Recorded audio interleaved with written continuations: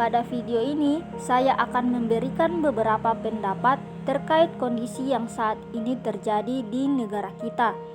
Kita ketahui bersama bahwa Indonesia akan melaksanakan pemilihan umum pada tanggal 14 Februari 2024. Namun, ada saja beberapa kasus yang muncul menjelang pemilihan kali ini. Beberapa kasus tersebut yang harus menjadi perhatian kita bersama, yaitu adanya beberapa keganjalan atau kecurangan pemilu di tahun ini. Dalam film yang berjudul Dirty Vote mengungkap tentang beberapa fakta nyata dari beberapa kejadian atau kecurangan pemilu di tahun ini. Mulai dari presiden yang melakukan keberpihakan pada salah satu paslon yang kini mencalonkan sebagai cawapres. Berdasarkan pasal 299 ayat 1 Undang-Undang Pemilu, presiden diperbolehkan untuk melaksanakan kampanye, tetapi harus memenuhi beberapa ketentuan yang berlaku, yaitu menjalani cuti di luar tanggungan negara dan tidak menggunakan fasilitas negara.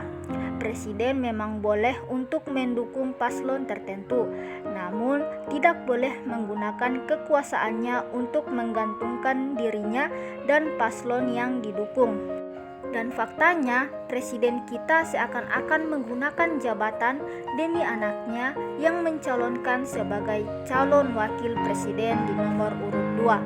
Menurut saya, pemimpin harus bisa membedakan tanggung jawab sebagai presiden dan tanggung jawab sebagai seorang ayah. Jangan hanya menuruti kemauan anak saja sampai rela menggadaikan jabatan sebagai presiden. Kedua, jabatan gubernur yang tidak netral saat pemilu, yang seakan-akan memihak kepada salah satu paslon saja, padahal mereka sedang menggunakan jabatannya. Bahkan sampai memberikan kontribusi surat suara sebanyak 60% pada Pilpres 2024. Hal tersebut menjadi faktor yang menyebabkan wewenang kecurangan terhadap kepala daerah. Menurut saya, jabatan bukanlah kuasa untuk kepentingan pribadi atau kelompok tertentu. Memilih boleh, asal jangan mengatasnamakan jabatan. Dan mungkin itulah yang menyebabkan Indonesia sampai saat ini mengalami ketidakadilan. Ada juga kasus pelanggaran wewenang kepala desa yang menjadi objek utama bagi para politisi, seperti bantuan dana desa yang seharusnya menjadi hak masyarakat di desa, kini digunakan untuk kepentingan politik. Contoh kasus nyata yang terjadi yaitu pelanggaran deklarasi Desa Bersatu yang diselenggarakan oleh paslon nomor urut 2. Akan tetapi, pihak Bawaslu DKI sudah memberikan klarifikasi tentang kasus pelanggaran tersebut. Menurut saya, untuk mencari surat suara dari rakyat, sebenarnya tidak perlu melakukan ancaman atau rayuan apapun. Kita harus bebas memilih siapa pemimpin terbaik dan tanpa melakukan tindakan-tindakan apapun. Hal yang paling menarik selanjutnya yaitu penerimaan bansos yang mengatasnamakan paslon tertentu, dan kita sudah ketahui siapa pelaku di balik kasus tersebut. Bahkan parahnya, beberapa pejabat yang menyuarakan secara terang-terangan di depan masyarakat, yang sebenarnya pejabat tidak bisa menyuarakan pilihannya di depan masyarakat. Namun, faktanya bantuan sosial tidak secara merata diterima oleh masyarakat, dan banyak yang hanya diberikan untuk kelompok-kelompok tertentu saja. Menurut saya, bantuan sosial harus diberikan kepada orang-orang yang berhak mendapatkan apa yang diberikan, dan itu bukan mengatasnamakan partai atau jabatan, melainkan itu adalah hak dari rakyat. Masih soal kabinet yang berkampanye tapi tetap menggunakan jabatan. Menurut saya, peraturan yang sudah diatur dalam Undang-Undang Dasar 1945 sudah jelas dan akan dikenakan hukum yang berlaku bila melanggar.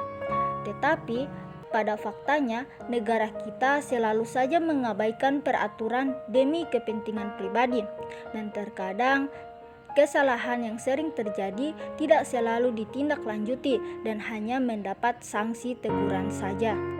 Terkait dengan beberapa fakta kasus yang terjadi saat ini di Indonesia, hal yang paling menarik bagi saya pribadi yaitu tentang putusan Mahkamah Konstitusi terkait Gibran yang menjadi calon wakil presiden di tahun 2024.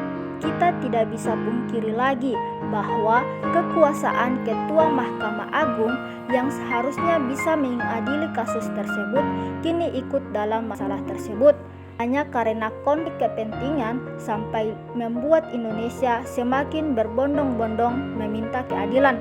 Tapi apa? Mereka hanya disibukkan dengan keputusan tapi lupa dengan kondisi rakyat.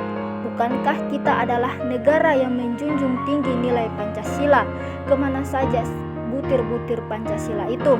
Seakan-akan hanya menjadi pajangan di sudut ruangan Mahkamah Konstitusi saja.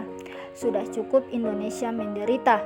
Sudah cukup masyarakat dijadikan sebagai boneka. Sudah cukup permainan di dalam ruangan-ruangan kepentingan itu. Kita sebagai warga Indonesia harus bisa menentukan pilihan terbaik kita.